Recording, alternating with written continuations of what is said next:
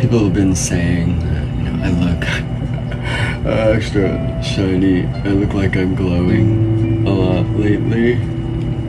And, not just because I'm super pale. I am very pale. I might glow in the dark. But I was wondering about that and thinking about that. And, so, what is that? I mean, obviously the light is a reflection of God, or God's that divinity inside you.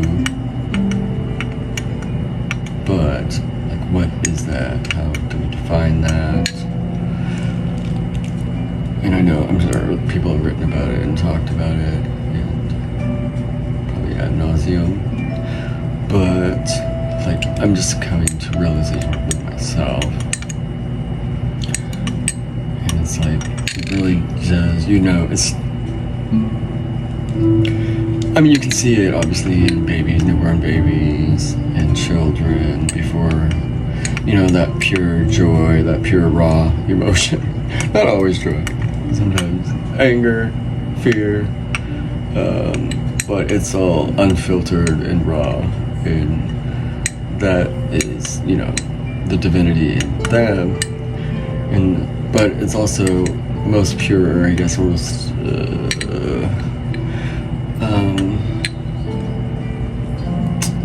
what's the word? I guess the most potent is when it's in joy. Especially when you're playing, when you see children play. And so that's why, until, in that, imagination, that unfilteredness, until, you're forced to grow up, to conform, change, or abused, or shamed, guilted, gaslit, out of that mindset, and out of that feeling of just pure, unadulterated joy, doing things because you love it, regardless of what it's going to make money, if it's going to make you popular, if it's going to make you important in any way. I've been thinking a lot about myself and my inner child, and how I basically, and I don't recommend this, but I had to basically lock my inner child up for years, who knows, maybe decades, to save myself. I think instinctively and intuitively I knew that.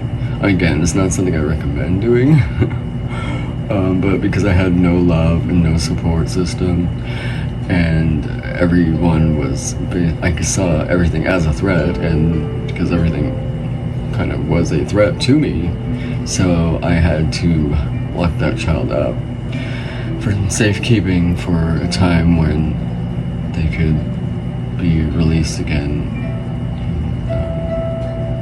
and they'd be safe. And although I'm not completely safe, but I don't know, I've grown enough and I'm grown strong enough that I can, even though I'm not completely safe, I'm not in a good environment, I'm basically whatever, living in a glorified prison, but that they expect me to pay for it. But anyway, I digress. But I've grown strong enough that I can let that inner child out now and, hold their hand, walk with them, and keep them safe. And that's really, I think, what people are seeing. Not living in fear, choosing not to live in fear, and really doing that. A lot of people say that. And it is possibly true to an extent. Everything can be relative, I guess. But I really couldn't. And it's still not perfect at it. It's still a process, obviously.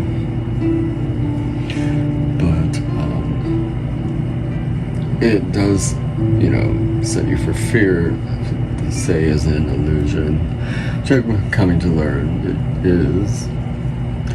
Or JK said, right? And it's hard to get over that, the material, reasoning. There are reasons to be afraid. I'm still afraid of sharks. I don't. They are also prehistoric animals. They are apex predators. So I think we should be afraid of them. But I don't live in day-to-day fear anymore, even though I have plenty of reasons to continue if I wanted to be afraid. And I don't know, trying to just lead with my inner child again and letting them out more. There's that Star Trek episode, I don't know, and Star Trek Uncharted Worlds, or Strange New Worlds, sorry, which is really, really good. I was really surprised. It's my new favorite Star Trek. Sorry, spoiler alert. If you haven't watched it, stop now, I guess, or come back. Where the doctor's daughter has the incurable disease, and he kind of keeps her in stasis and transporter, I think, to slow down the degeneration. I think that's kind of, in a way, what I was doing to myself, my inner child, to protect them. But at some point, you kind of have to. I won't spoil too much. This episode is it's beautiful. It's really beautiful. It's heartbreaking too. But eventually, you have to let the inner child out, even if it's not completely safe. And that's kind of what I'm doing now. I'm coming to terms with, and trying to do better each day. Thank you. I guess that's what I had to share today. So thank you. Hope to see you again.